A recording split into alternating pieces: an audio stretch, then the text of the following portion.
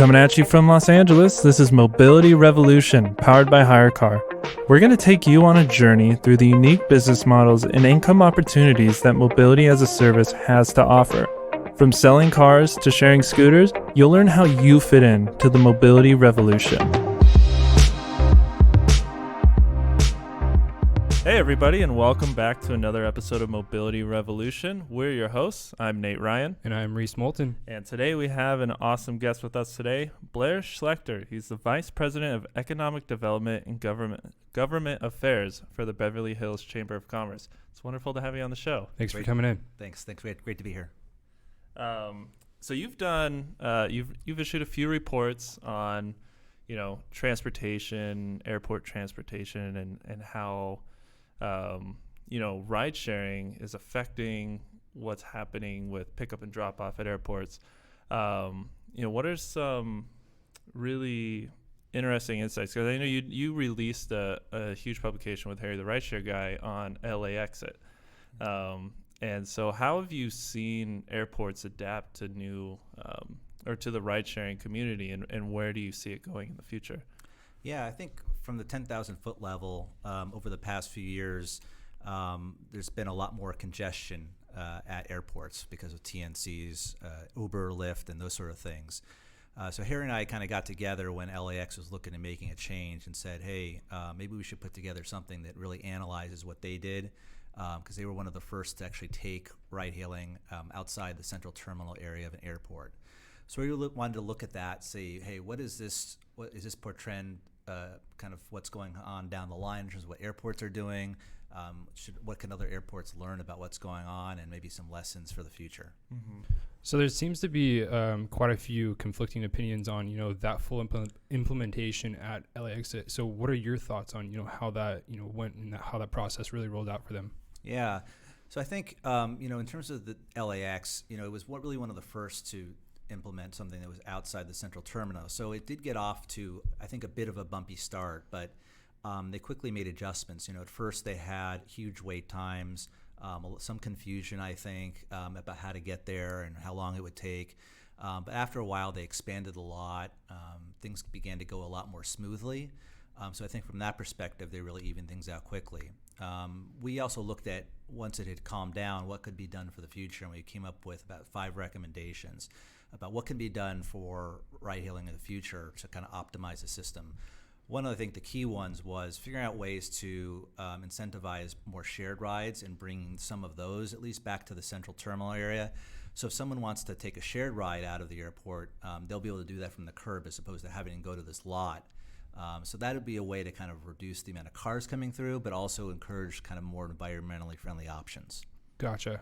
So what are some other airports around the U.S. that you guys have seen do this really well, or maybe some others that haven't? Yeah, it's sort of an evolving area. I know that San Francisco International Airport, has done a bunch of pilots and programs to take things. It wasn't outside the terminal; it was actually centralized in a central location. That seems to have gone pretty well. So that's one. I know that Seattle has also kind of made that change, moving it off the curb area, and I know Austin also has. So they seem to have gone pretty smoothly, and then others I think are looking at it, and it's kind of an evolving situation. I think this is going to be more of an issue at bigger airports, especially like O'Hare and Chicago and Hartsfield and Atlanta. Gotcha. To kind of take a step back a little bit, you have sort of an interesting career path, starting more on the business side and then moving into the government side. From a business perspective, where is transportation headed, and how do you see the new rise of micromobility and shared mobility changing the way businesses are adapting to moving people? Yeah, I think a lot of it is in flux right now, and a lot of businesses really don't know what to think in some ways because they're not necessarily in the world of mobility and thinking about how it'll look when it's all over. So kind of from my observations, a lot of businesses tend to be pretty conservative about what they want to see change. They want to know that, hey, this will help me in my business. So whether it's scooters or ride-hailing stops and things like that, kind of engaging businesses more is going to be key to some of this evolution that we're having, or revolution, whatever you want to call it. Right. Because a lot of businesses are sort of cautious to replace cars and car parking spots and things like that because they're worried they're going to lose business. So I think one of the keys is sort of engaging those businesses in this process of figuring out how do scooters fit in, how do e-bikes fit in, how do TNCs fit in, and how do they help kind of our business areas succeed. Yeah, I think one of the interesting that you say businesses, might be slow to adopt. One of the things I'm really impressed with living in the city of LA is how the city itself is actually adopting to new mobility. I think recently, and I could be wrong here, I just read a headline, but I saw that the city is working, or Uber is developing a system to go from rideshare, train, like last mile transportation. How do you see cities adopting that kind of connection between what businesses are doing and how it plays into the public transportation system? Yeah, it's a good question because in LA Metro is building out its subway system pretty rapidly. For where I work, there's going to be 2 subway stops as part of the Purple Line. And so I think part of it is figuring out, talking to especially some of those bigger businesses to figure out like what is going to help them the most and what is actually going to make practical sense, because a lot of these areas have never had anything like this before. So figuring out like, working with businesses and the greater community to figure out, okay, where would sensible stops be? How frequently do we need those, first and last mile connections, and sort of gathering some community input, which I think is starting to happen, but I think a lot more needs to be done. So are there, some major changes that you see happening in order to prepare for like larger issues with congestion, specifically maybe around like the Olympic Games coming?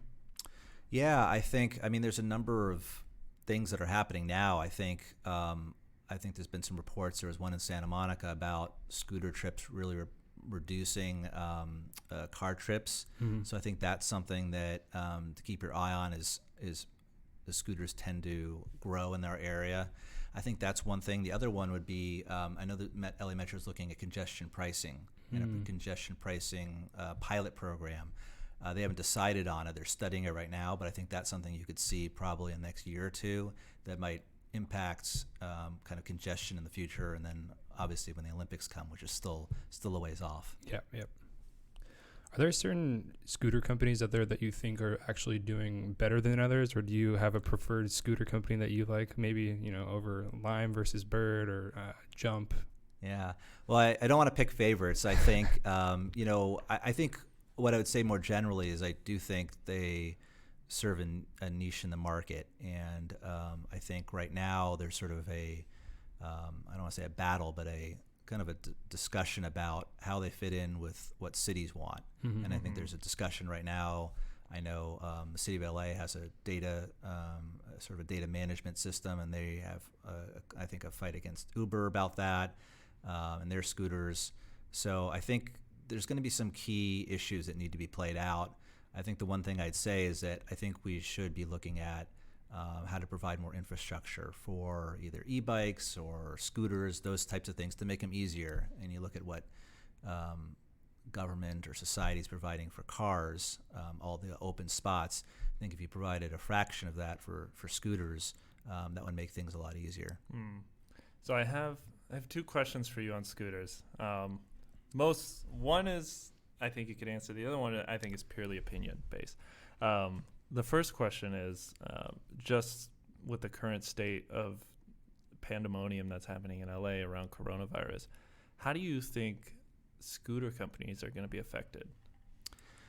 Well, I think like most things, there's probably going to be some kind of downtick in ridership.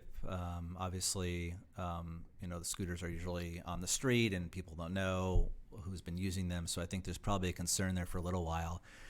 I would suspect that that's only going to be temporary and that things will probably pick back up.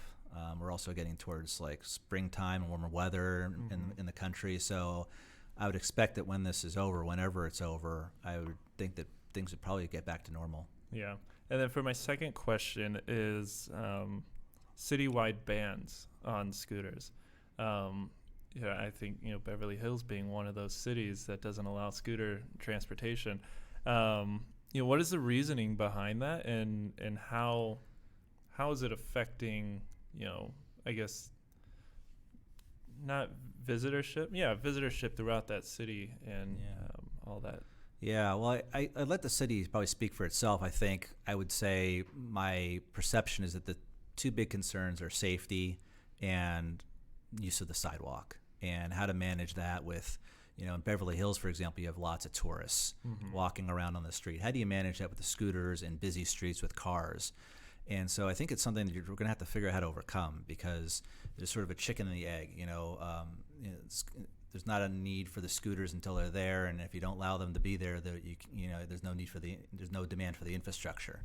So I think there's going to have to be some sort of phasing in phase at some point, for lack of a better word. I know other cities are struggling with this. I think, I believe Glendale and Pasadena, I don't know where that, last time I checked, they had some restrictions on scooters in some of the South Bay cities. So it's not uncommon. I just think there's going to have to be greater focus on infrastructure, and how do you make that so that scooters can ride, cars can still get around, and people can navigate the sidewalk safely. And I think that figuring out how to solve that is still a work in progress. Right, and I think Reese can attest to this. I think every single conversation that we have on this show around new mobility all comes down to one single problem, and that problem is always infrastructure. Always, exactly. Always. I don't. The city of LA too, I think, is doing a good job at trying to catch up to new mobility. Yeah. But I still think we're a long ways away to where, the cities can actually fully adapt to thousands of scooters being on the street and hundreds of cars being parked on the side waiting for anybody to pick it up. Yeah. It's a challenge because there's, you're living in a society that is very, car dominated, and people have those expectations. And then when you take expectations away in some way, people will tend to get upset. And so there's definitely certainly incentive to maintain the status quo. At the same time, people realize that these solutions can help mitigate traffic and environmental concerns. So I think figuring out ways to do, especially like pilots, and figure out either start with a block or a day or a week and try something, and then show people that it works, and that can help kind of bridge, I think, a lot of these gaps that we're talking about. Yep. So do you see any anticipated changes in either infrastructure or transportation methods with the rise in food and package delivery services? That's a good question. I don't know, because I think, what I've heard talked about is having sort of special zones for drop-off and pickups in certain areas. And what I've heard the challenge with that is that people want to be dropped off or have their stuff picked up right in front of where they live or where they're working. So I don't know that that's going to work. It's going to be a real challenge. You may have to figure out ways to repurpose certain blocks in terms of, maybe there'll be a whole zone, or intersperse blocks where you have special, I don't know what color paint you have on the street, green or something. Yeah. I don't figure what hasn't been used yet, blue or green, and say, okay, this is where you can do drop off and pickups in areas that are dense enough to support that. And then the other streets that are less dense, you may not need any changes depending on how frequent the traffic is. Yep. Gotcha. Cool. So do you, what are some new opportunities in, the technology and innovation sectors to look out for aside from autonomous vehicles in the future? Well, I think connected vehicles is something that is not talked about as much, that I think would probably be here earlier than autonomous vehicles. I think connections between vehicles and traffic signals and vehicles and, centralized traffic control areas. So I think that's one. I know there's also been a lot of talk about aerial mobility, like drones and things like that. I tend to think that's a little ways off, because there's a lot of logistical issues, in the air, and there's concerns with, I don't know what you call it, noise and sky pollution. If there's hundreds or thousands of these things running around, I'm not sure people would be too pleased with it. I know I personally wouldn't. So I think those are a couple. And then I think probably smart infrastructure is another one, figuring out, how to link, anything along the street to a management system that can kind of optimize things. And I think that's still going to take a long time. We're in the way early phases, but I see evolving over several decades. Yeah. Do you know Rudy Salo by any chance? I believe so. Dixon Peabody, is Yeah. that right? Yeah. I just had a major flashback. We had him on the show not too long ago, and the conversation was the exact same conversation about, how do you move towards autonomy? And the key to autonomy is actually connectivity and creating a connected transportation system, from the cars being connected to the traffic lights, the cars being connected to each other, and having that connection actually drive an autonomous world. Yeah, I mean, I think autonomous vehicles is going to be a bumpy road. I've been thinking about the times I've gotten picked up by an Uber or Lyft, and where I've had to wave my hand and say, hey, pick me up over here, not over here. You can't really do that with an autonomous vehicle, at least not in the present day. And so I think there's going to be a lot of logistical issues as you get towards a lot of those human interactions and judgment, that I think connected vehicles is something that you can start doing much sooner. Yeah. I was actually in Las Vegas at the NADA conference last month, and I had the opportunity to ride in one of their autonomous vehicles. And the experience of it at the time, I was super excited about it. I've been trying to get one of those rides. I think I was in Vegas half the month last month. And the whole time I was there, I was trying to get one of those rides, and I finally got it on my last day there.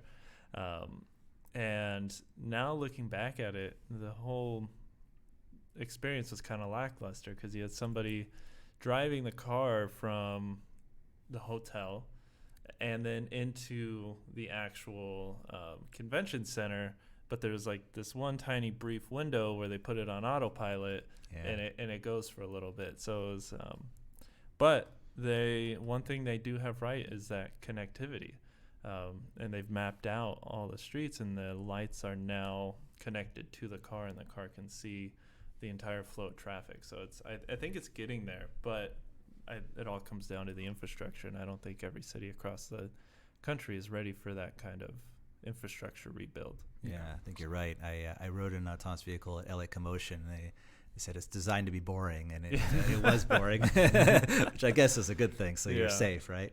Yeah.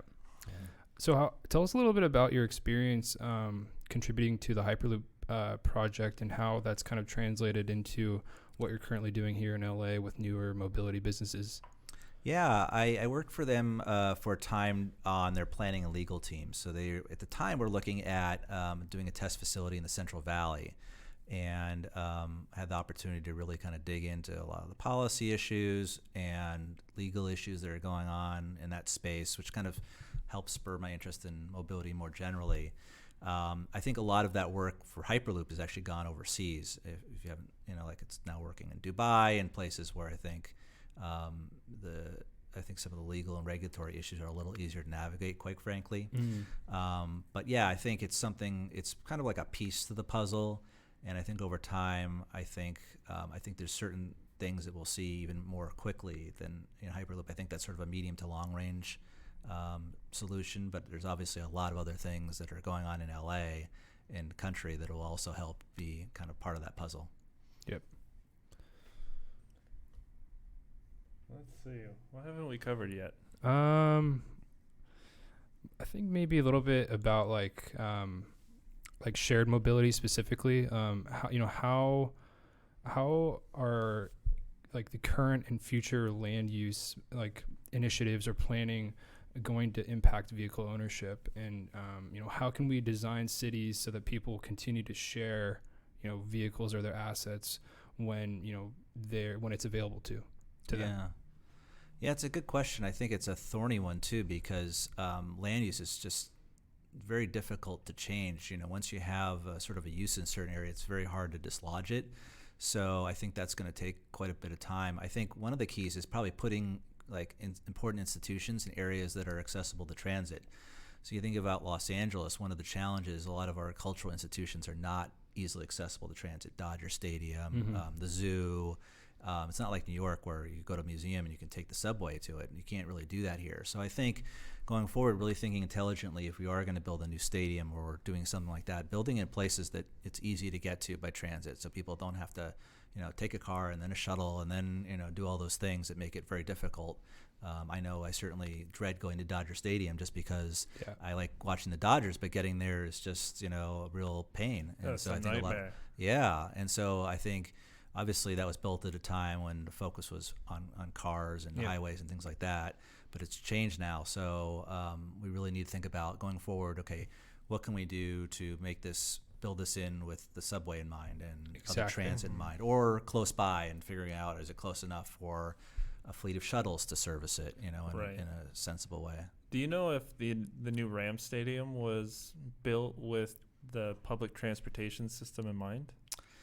That's a good question. I don't know. I think it was built at a site that had the land to accommodate it, and that was in Inglewood, where Hollywood Park used to be. So I don't know. I know it's going to be near the Crenshaw line, not immediately adjacent to it. So you still have to take a kind of a transfer. Yeah. So it'll still be a challenge, but it's certainly a start. Yeah. Yeah. One thing I'd like to talk about, just because it's so relevant right now, and it's not about transportation, but it's about local businesses. Have you noticed any kind of panic or slowdown in what's the word I'm looking for? Patronage to small businesses or local businesses, and what's happening with coronavirus affecting those in the city of LA? Yeah, I mean, I would say yes. I think it's such a fluid situation. So trying to find out what has happened in terms of small businesses in the past couple of days is challenging, to say the least, because every day, almost every hour, there's been kind of news about what's going on and what people should do. So I've seen a combination of things. I've seen restaurants that have been packed this week, and I've also heard from shop owners that they're down quite a bit in the past 2 weeks, 3 weeks, depending on their clientele. I think especially those businesses that are dependent on tourism have seen a significant hit. I know in our area that's been the case. But other businesses I've seen that have, at least they seem busy. And I think we'll probably see a continuation of those trends for the next couple of weeks at least. Yeah, I don't think people in Hollywood have gotten the memo yet. Because they opened a Funko store right across the street from me. It was like little kind of doll things. And there's a line out the door this morning to go to it. So it's kind of baffling how, like, some places are being so affected, yet other businesses are just, there's lines out the door. Yeah. It's a good time to be a grocery store owner. I was going to say, maybe they have milk and bread in the Funko store. That's the only thing I can think about. Wonderful. Cool. Is there anything else you'd like to mention about, how we can really educate people on why things like autonomous, electric, and shared are necessary in order to reduce congestion and create more efficient transportation habits? Yeah, going back to our report, one of the recommendations we had in the report is that both the TNCs as well as the airport should utilize something called Rematch, which basically allows people to match rides on their way out of the airport, so they can actually could still pick people up at the terminal, and to do that for shared rides. So I think that goes back to the larger point about communication between government and sort of the mobility companies, and also figuring out what policies will incentivize shared rides. So I think there's a lot more work to be done there, because I think right now a lot of the focus is just reducing congestion, and I think some of that shared element can be incentivized through monetary policy, taxing shared rides less, making it easier to get those shared rides. And I think LAX and other airports could look at that, but also more widely in cities. So I think a lot of this is going to come down to the private sector and public sector talking a bit more and being in more frequent communication. Gotcha. Yeah. How do you, that's actually kind of a good segue into also what's happened with the AB5 bill. You have the private and public sectors working together, but also at the same time, there's always been kind of a constant struggle between the two. Do you see that tension sort of alleviating? And if not, why? Well, I think, I handle a lot of business-related issues in employment policies where I work, and so I think it's becoming somewhat more strained, at least the present time, partly because of AB5, which I think puts a lot of restrictions on businesses and their ability to sort of operate in the way they want. Mm-hmm. So I think for the mobility world, I know obviously Uber and Lyft have a proposition on the ballot to basically exempt them from that new AB5 law. Right. So I think right now there's still quite a bit of, tension between the public and private sector over these types of things and, how they impact kind of innovation and just general workday life. Right. What are your actual thoughts on the AB5 bill?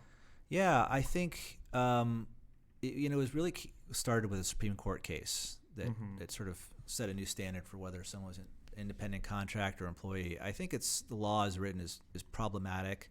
I think it creates a lot of inflexibility in the labor market and the employer market, and I think that is going to cause some more problems down the line, especially when we encounter scenarios like we're dealing with now in terms of, hiring people back and figuring out some people want to work as independent contractors and can't, and some people want to work as independent contractors and can't meet the whole test of stuff that is supposed to be provided now, which is really burdensome for both employers and people who want to work as contractors. Right. So I think the law, it's well intended, but I think there's significant parts of it that really need some examination and some change. Mm-hmm. Yeah, definitely. It's with all the new opportunities that are available. I think a new classification might be necessary, but I think I agree with you that the way it's written now is it's not really beneficial to both parties, and as we move towards that, and it'll be interesting to see how this plays out with the new bill that's going to be proposed. Yeah, the irony is that a lot of this talk about employees for independent contractors started with Uber and Lyft. And if their proposition passes, they'll be the only ones who will be exempt from it. And all the other industries who really weren't the topic of discussion, at least not until now, will be still subject to the law. Yep. Yeah. Is there anything else you'd like to include for our listeners? Just that I'm excited about the future, and I think there's a lot of exciting innovations going on in the space, and look forward to continuing to be a part of it. Perfect. So where can people find you on social media? Yeah, my LinkedIn is just my name, Blair Schlecter, and my Twitter is @Blair Schlecter. And those are the two. Easy enough. My two primary ones. I try and make it simple to the point so everyone can find me without a problem. So cool. Look forward to continuing the discussion. And for those listening, those will be linked in the description below, so you can go ahead and check out Blair on social media. And thanks for joining us today. We really appreciate it. And thanks everybody for listening. We'll join you next time. Thanks, Blair. Thanks a lot.